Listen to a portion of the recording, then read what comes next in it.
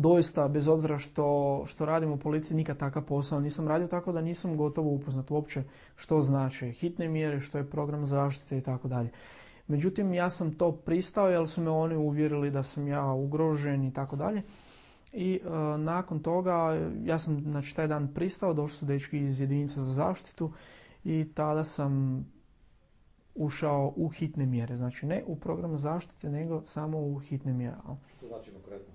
Hitne mjere, pa sama riječ govori hitne mjere. Znači da mogu trajati vrlo kratko i gdje za vrijeme hitnih mjera se čovjek priprema za ulazak u program zaštite. Velika, odnosno bitna razlika između hitnih mjera i programa zaštite. Te hitne mjere, znači vi ste u zemlji u kojoj jeste.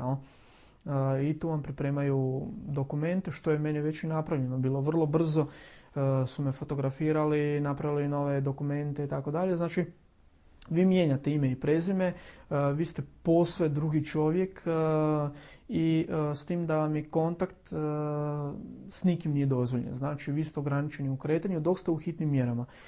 Kad ulazite u program zaštite, tada napuštate svoju zemlju i odlazite u zemlju u koju najpogodniju koju vam odredi Državno odvjetništvo i jedinica za zaštitu. Kako izgleda vaš dan? Kako ste provodili dan od vremena kad ste bili pod tom zaštitom? Da, pa to vam je bilo jednostavno, apsolutno nemate kod sebe ništa, niti jedan dokumenat, svaka komunikacija vam je presječena, apsolutno sa nikim. To je trajalo gotovo puna 2 mjeseca tako, gdje sam isključivo kontaktirao sa pripadnicama jedinice za zaštitu, po potrebi sa istražnom sutkinjom ili sa ljudima iz Državnog odvjetništva.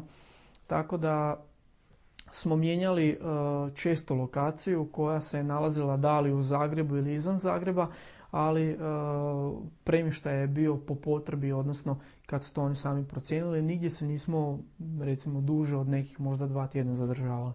Koliko je tada bilo ljudi iz policije od vas? Pa sve ovisi isto tako o samome trenutku, mislim, dvoje ih je bilo gotovo 24 sata prisutno uvijek, ali ponekad je to bilo i 3 i 4, sve ovisi. Da se vratimo dakle na ove prve dane, kako ste otišli iz Osijeka, tada je vaš otac održao tiskovnu konferenciju, što je on rekao, malo to opišite. Da, prva tiskovna konferencija, sjećam se toga kad se to naravno dogodilo, mislim da je bila subota. Oni su tada nakon tog novinskog članka u Feralu gdje se znači spominjalo ime i prezime Petkovića i Vučkovića, pošto nas je tada bilo tamo prisutno, ajmo reći nekih 7-8 pri samom tom događaju 1991. godine, vidjeli su u biti da netko nedostaje, a to sam bio ja. Ja sam im tada bio nedostupan. Tada su vrlo brzo došli ovdje pred moju obiteljsku kuću i tu je počela potraga za mnom. Ko je bio te potrazi? U potrazi je bio Branko Zakanji i Mihali Kištva. Tada su bili ovdje, tada su 2 dana doslovce nadlijetali nad kućom, obilazili ju, što ih je i susjeda preko puta vidjela, kasnije ih je prepoznala kroz medije jer su njihove fotografije izašle, pa je prepoznala Mihalika. Ali oni su me tražili, odnosno htjeli su doći svakako do mene. Sad, kasnije su spominjali da ja tamo nisam bio sudjelovao u tom događaju, pa onda ne vidim razloga zašto su me ovdje tražili svo to vrijeme, ali očito da su me silno želeli. Što je još otac napravio konkretno? Što je napravio otac konkretno? Da, on je, kad je bila ta prva tiskovna konferencija, policija mi je tada rekla, tada mi je htjela dopustiti kontakt sa ocem, da mu se javim, da se spriječi ta tiskovna konferencija, međutim vjerojatno ne bi bilo nikakvog učinka i samo bi time još više možda imao materijala da priča na tiskovnoj konferenciji. I onda se od toga odustalo i on je u toj prvoj tiskovnoj konferenciji rekao da ukoliko se ne javim do ponedjeljka, da će on ponovno održati tiskovnu konferenciju u utorak. I to se doista i dogodilo. Ja se naravno njemu nisam javio, a on je u utorak ponovno održao tiskovnu konferenciju. I na toj tiskovnoj konferenciji je rekao da je vjerojatno postignut kompromis između Državnog odvjetništva, policije i mene, da sam ja jedan od sudionika eksplozije koja se dogodila u dvorištu policijske uprave i da je vjerojatno nekakva nagodba između mene i državnih tijela, da će mi oni to oprostiti ukoliko budem svjedočio ovim ubojstvima koji su dogodile u dvorištu sekretarijata. On tada otkrio prvi puta i o kom se radi? Da, on je tada otkrio identitet moj i rekao je puno ime i prezime u javnost, samo je ovaj jedan detalj vrlo bitan koji je meni ostao u sjećanju, gdje je pozvao medije da mu pomognu da me se nađe, a na istoj toj tiskovnoj konferenciji nakon toga što je on pročitao, što je dobio napisano što mora govoriti na tiskovnoj konferenciji, nakon toga su u biti novinari krenuli sa pitanjima, međutim njegov odvjetnik je zabranio pitanje. Mislim, to je doista kontradiktorno. Idete tražiti od nekoga pomoć da vam pomogne, a s druge strane od istih tih ljudi od kojih tražite da vam pomogne ne dajete im informacije, uskraćujete ih za informacije, tako da je to očito bilo da je to sve bilo itekako uigrano i sve dogovoreno. S time da se išlo možda ne, naravno meni pomoć, to su gluposti, nego otežati rad i policiji i meni i napraviti od toga cirkus što su i radili nekoliko mjeseci. Dakle, vi ste tad bili u situaciji koja je bila za vas prilično neugodna. On je otkrio vaš identitet, vi ste bili zaštićeni svjedok, tad su se počeli pojavljivati vaše fotografije u novinama. Kako je to na sve to djelovalo? Da. Pa, kako, naravno da niti malo nije bilo ugodno, pogotovo jer niti sam nisam očekivao da će to takvu medijsku pozornost dobiti kako je dobilo 2005. godine, a evo svjedoci smo i 2006. godine da se ponovo počelo pisati o tome. Tako da sam doista bio iznenađen, pogotovo kad vas ide neko prikazivati onakom osobom biti kako doista niste.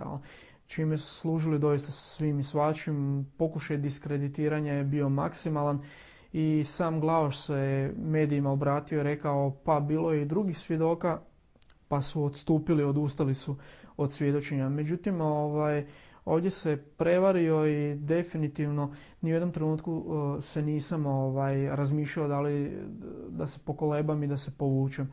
Ne, definitivno ova priča ide do kraja i ona može imati samo jedan završetak. Kao što rekao od prvim nastupima javnim nakon vašeg pojavljivanja kao svjedoka da vas on zapravo nije poznavao, baš to se rekao da ste vi bili samo tamo da nositi vodu i hranu. Šta su zapravo konkretno radili i šta je zapravo konkretno bilo? Ma naravno, da, to su oni vjerojatno potezi čovjeka koji je u panici, koji definitivno su bili zatečeni svim i zato je bilo tako ponašanje. Međutim, Branimir je rekao, to je točno, da me ne pozna, da ja nikad nisam bio tamo, da se mene apsolutno ne sjeća. Otac je rekao da sam dolazio povremeno, donosio nekakvu vodu, hranu i u biti sve su to laži koje su dokazane vrlo brzo, pogotovo kroz tjedni tisak Feral gdje su dani argumentirane neke stvari gdje se vidi niz uvjerenja, službenih iskaznica, na kraju krajeva negdje oko 70 fotografija gdje se vidi da sam čak jedno vrijeme i Branimirovu mamu u Donjem gradu, kada sam bio pod navodnicima izvan službe, osobno čuvao u njegovoj obiteljskoj kući. Tako da tada su se susreli sa nizom dokumenata i tada je počela druga priča. Tada više nije bilo da me se ne pozna, nego tada je bilo da su svi ti dokumenti ukradeni i tako dalje. Međutim, zaboravili su jednu stvar, da smo mi doista bili tada legalna vojna formacija gdje u Uredu za obranu postoji, na kraju krajeva postoji vojna knjižica gdje se vidi u kojem ste periodu i gdje ste vi bili te 91. i 92. godine. Na kraju krajeva 97. godine sam, pošto sam boravio tih punih godinu dana u vojsci, imao 100% povlasticu i tada sam na konto toga i uvezao osobno vozilo koje nisam platio porez i sva ostala davanja državi, jer sam to dobio upravo zbog toga što sam sudjelovao u Novinskom ratu. Prvo, vi ste bili, kako ste bili u odnosima s vašim ocem Kako komentirate to da je on zapravo u tom jednom situaciji koja je za vas bila vrlo neugodna stava na vašu stranu, ne vašu? Pa, dobro, ja mislim da je on u vrlo teškoj poziciji, da će kada bude postupak sam krenuo, da će biti vrlo zanimljivo ko će se i kako će se ostali ljudi ponašati u samom procesu, pa i on koji je dao jednu vrlo zanimljivu informaciju medijima da je on tada to već je bio prisutan tome događaju i gdje je rekao da ja i da sam htio sudjelovati u tome nisam mogao isključivo prvo zbog godina, a drugo zato što nisam bio naoružan.